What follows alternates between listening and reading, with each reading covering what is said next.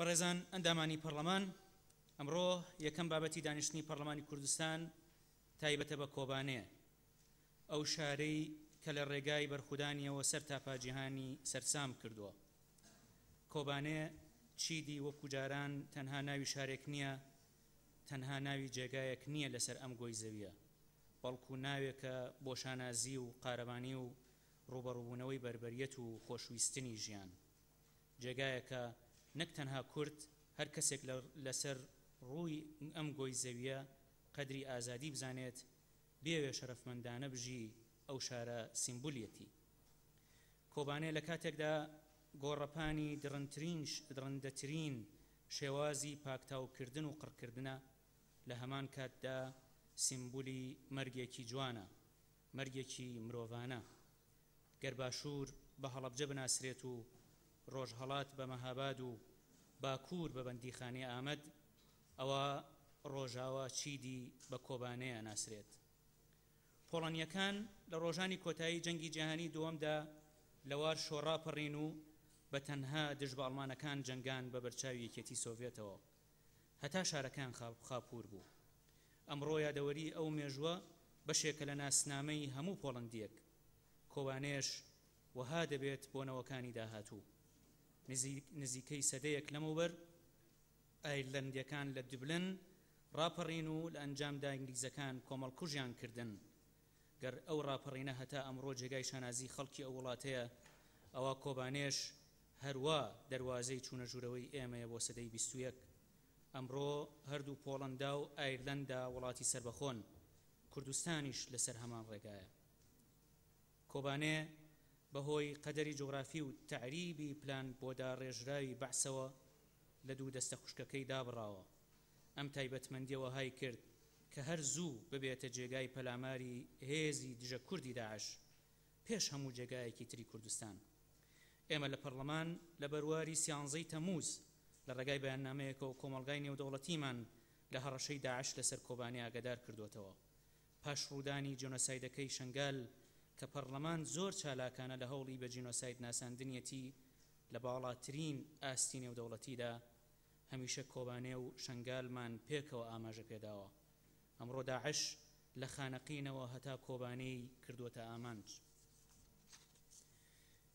ئێمە لە باشوور و براو خوشەکانمان لە ڕۆژاوە دژ بە یەک دوژمن ئەجەنگین، خاوەن یەک چارەنووسین. دەبێت ڕاستگۆیانە براو هاوپشتی یەک بین، نابێت سنوور و ئامانجی حزبی و خواستی تەسک لێکمان جودا بکاتەوە. پەرلەمانی کوردستان لەم خولەیدا بە ڕۆحێکی نیشتیمانی و دوور لە ئەجەندای حزبی مامەڵەی لەگەڵ گشت لایەنەکانی کوردستانی گەورەدا کردووە.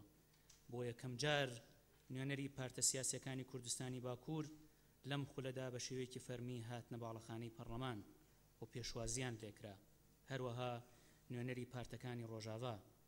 و دوای ئەم کۆبوونەوەیش بە شێوەیەکی فەرمی داوەتی کانتۆنەکانی ڕۆژاواکەین بۆ ئەوەی بێنە پەرلەمانی کوردستان و لە نزیکەوە پێکەوە دابنیشین و هەرچیەک پێویست بێت لە پەرلەمانی کوردستان بۆ پشتگیری و پشتیوانیەوان بیکەین.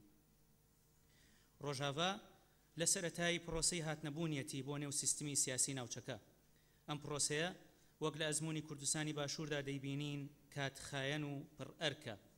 دروستبوونی کانتۆنەکان قۆناغی سەرەتایە بۆ بنیاتنانی حکوومەتی خۆبەڕێوەبردن و دیاریکردنی چارەنووس. ئەم کانتۆنانە دوا شێوازی حکومڕانی نین لە ڕۆژاوە، بەڵکو تەنها شێوازی سەرەتان. ئێمە ئاگادارین لە سیمبولیەتی دانپیانان لە ئاگایی تاک بە تاکی خەڵکی کورددا. خەڵکی کوردستان حەقیانە کە داوایەوە بکەن کە پەرلەمان دەبێت دان بە کانتۆنەکانی ڕۆژاوا دابنێت. ئێمەی کورد لە ڕابردوودا بە هەموو جۆرێک ڕوبەڕووی نکۆڵی لێکردن و سڕینەوە و تەنانەت شێوازی جۆرا و جۆری قڕکردن بووینەتەوە. ئالەم پاشخانە پڕ لە ناسۆرەوەیە خەڵکی کوردستان داوای دانپیانان دەکەن. پەرلەمانی کوردستان هەرگیز لاری نەبووە لە بەفەرمی مامەڵەکردن لەگەڵ کانتۆنەکان، چونکە هەر لە سەرەتاوە وەک لایەنێکی فەرمی مامەڵەی لەگەڵ کوردون و ماڵێک بووە بۆ لە باوەشگرتنی هەمووان. کاتێک لە نیوە زیاتری ئەندامانی پەرلەمان بە ژمارەی جیاواز لە فراکسیۆنە جیاوازەکان هەندێک فراکسیۆن بە 20 ئەندام، هەندێک بە 13 ئەندام و ئەوانی تریش بە ژمارەی جیاواز داوای دانپێنانی هەرێمی ڕۆژاوایان کرد. ئێمە ئەم پرۆژەیەمان تەنها لە ڕووی هاوپشتی نیشتیمانی و هاوسۆزی نەتەوایەتیەوە نەبینی، بەڵکو هەوڵماندا وەها بیبینین کە چۆن لەسەر بنەمایەکی هەندە تۆکمە بێتە ئاراوە کە ببێتە دەواازەیەک بۆ دانپیانانێکی نێودەوڵەتی. برایان و خوشکانمان لە ڕۆژاوا دڵنیان لە دانپیانانی ئێمە، لە پشتیوانی ئێمە، ئەوەی ئەوان خوازیارینی پشتیوانی زیاتری کۆمەلگای نێودەوڵەتیە.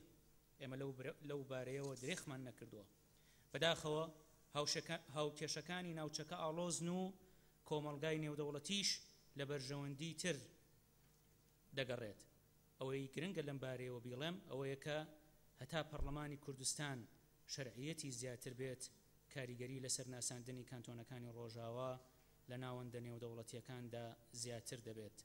پەرلەمان ڕێگای هێرشکردنە سەر و ناوزڕاندن و پەرلەمان لە ڕێگای هێرشکردنە سەر و ناوزڕاندن و یاری میدیاییەوە شەرعیەتی بەهێز نابێت.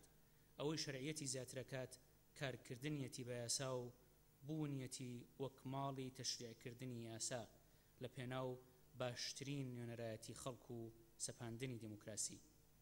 ئەمڕۆ ئێمە شاید حاڵی ساتێکی ترین لە ساتە پڕ تراژیدیەکانی مێژووی کورد، بەڵام لە هەمان کاتدا دەبینین چۆن ڕۆژاوا وەک بوونێکی جیاواز، وەک کارکتەرێکی نوێ لە ناوچەی ڕۆژهەڵاتی ناوەڕاست دێتە بوون.